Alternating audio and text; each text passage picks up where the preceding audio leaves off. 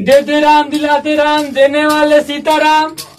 देते राम दिलाते राम देने वाले सीताराम। देते राम दिलाते राम देने वाले सीताराम।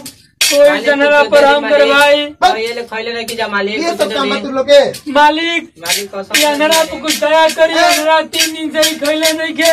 रोज रोज के ये ड्रामा बस 3 गो के भोर में दे देले बानी। हाथ में बढ़िया लइका के नरा पर दया करी मालिक। मालिक कुछ खैले नहीं मालिक कुछ खैले नहीं जा मालिक दे दे। प्रौरे सहारे हमने के जिया नहीं जा मालिक। हमार बतिया सुनबो लो बोली मालिक बोली। निमन निमन गोड़ हाथ ले बड़ा काहे के झूठो के तंग करत रह। जाना कुछ कमा मालिक तो कुछ कम हो दे जा मालिक। दया करी। ए जा कुछ काम नहीं कर। जा जा जा बस चलो बाबूजी चलो चलो। कोई राम नहीं के कोई भीख देत नहीं के हमने के। बाबूजी अब हम जाता नहीं शहर। अब जाता नहीं हो जाए कमाई में अब पढ़म। बाबूजी तू को संग गुजारा कर लियो बाबूजी। तू चल जीबो। हाँ बाबूजी जाई हम हो जा पढ़ के फेनु बाबूजी आ जी हम ना तो पढ़ाबो तो जा जा। हम अपन कसम गुजर बसर करम ही जा। हाँ ठीक बा बाबूजी।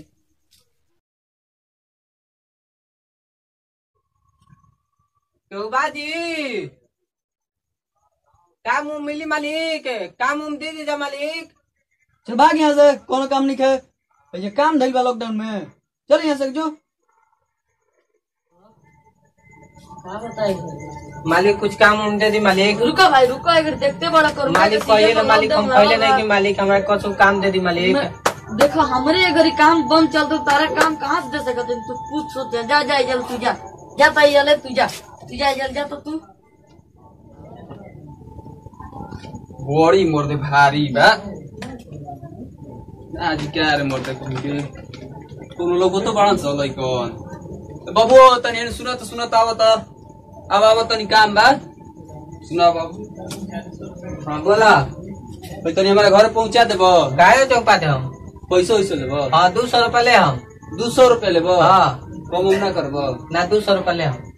चलो ठीक बा चौपा दुआर पर दे हम। ठीक है उठावा लो मोर दे बड़ी भारी रहे। चलो चलो चलो चलो जे बाबू तनी रख दे जे आगुल घर। ठीक है लो अपन पैसा ले बनू।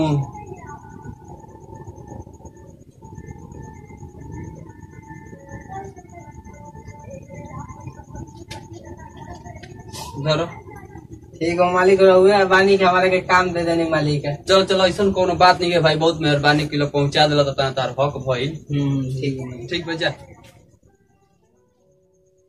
मालिक हमें खिलौना ले ली। मालिक हमारे 10:30 बजे से जाके मालिक पढ़े। मालिक ले ली खिलौना। मालिक अभी तक ले कोई लेलक ना। मालिक ले ली। मालिक गरीब दुख के पर रहम करे मालिक। अच्छा ठीक बा ले ली मालिक। बताओ। हाँ अच्छा ठीक है। हाँ मालिक ये बताओ ये दोनों खिलौना के रेट का बा मालिक 150 रुपया मालिक। अच्छा ठीक बा दोनों हमरा के दे दे। हाँ ले ली मालिक। भगवान रौरा के बढ़ावत मालिक।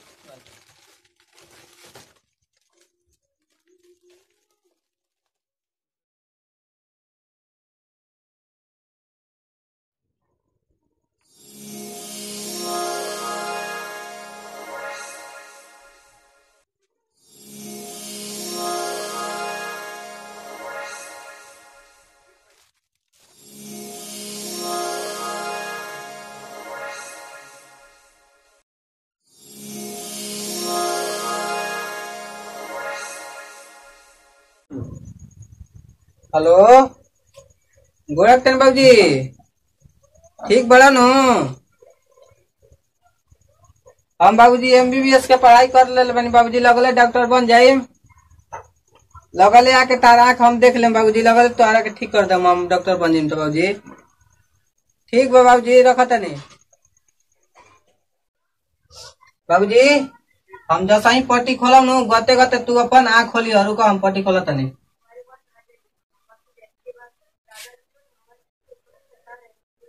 खोला बाबूजी गते गते।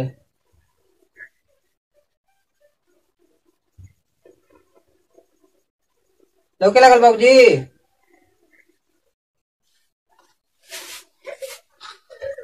भगवान तोहरे लिखा लड़का सब कोई के दोस्त है। सब हमारे लौके लगल। जाए तो बाबूजी ठीक हो गए ना बाबूजी। सारे लेकर लेके सब गरीब के हर एक गरीब के दोस्त है। आइए पापा बहुत पेट में दर्द अरे है ठीक बा ठीक बा, हम अभी देखो अब ना बुझाता कि हमें पापा अब कोनो डॉक्टर को देखा तनी गांव में एको डॉक्टर नहीं खसल हाँ। ना कोई के फोन लगाता हाँ। तनी सी बर्दाश्त करो, हम अभी फोन लगाओ तनी जल्दी देखो पापा देखो जल्दी। रुक तू जरा हम देखो तनी आइयो दादा बताइए रहे लोग कौन डॉक्टर के पास चलो ए एने कोनो डॉक्टर है लका जी? हाँ बोली हम ही है। तू डॉक्टर? अरे चेहरा कहीं हम देखले बानी, हमरा याद नहीं आवत की हवा तू? अरे एक बार तू हमरा दरवाजा पे आई रहला, तू डॉक्टर कैसे बन गिला? तू तो भीख रहा मांगत रहा। औरत के चरित्र पुरुष के भाग केहू नहीं के जान कब पलट चला। ये तो बात सही कहला। बोली क्या भइल बा, कहाँ चले गए? अरे हमार लड़का के तनी तबीयत बहुत ज्यादा खराब है, चली। चलो ना देखे के बाद। अरे चली। डॉक्टर साहब रउरे चली चली चली चली आई आई आई डॉक्टर आइयो साहब पेटवा। अरे बबुआ अभी दिखाता होता ने क्या भइल बा? अरे देखी ना काले से एकदम पेट में परेशान बहुत बड़ा दर्द रहती बा, है, बुझाते नहीं कि रुक जा कुछ भइल नहीं कम देख लेता है। तनी देखी देखी डॉक्टर आइयो साहब। पेटवा रे। अरे दादा कहीं मत आइयो काले से दादा। कुछ बुझात नहीं किए, गांव में एगो डॉक्टर नहीं खसन जान ली। आइयो पेटवा कापी लाई हम दवाई लिख देता 2 टाइम खिया दम तो ठीक हो जियो। ठीक बा कॉपी कहाँ बा हो? आइयो दादा आइयो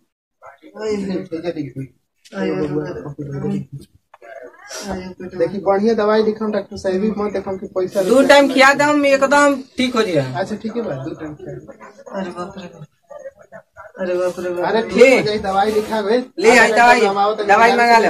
ओकरा बाद तू ठीक हो जाई, चिंता मत करो। ठीक जल्दी बा? जाइए जल्दी आइए तले जल्दी। मम्मी ले कहा पानी उनी तारा के गरम पियावो, हम अब आओ तले के दवाई।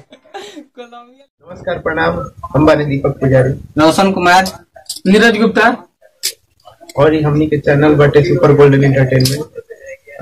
हमनी के एगो वीडियो बनैले बानी जा, जना के मकसद ये बा कि कोई भी छोटा परिवार से रह के डॉक्टर बन सकता और अच्छा बन सकता, और बस ये काम जा और ज्यादा से ज्यादा हमनी के चैनल के सब्सक्राइब करी जा और बेल आइकन के दबाई जा।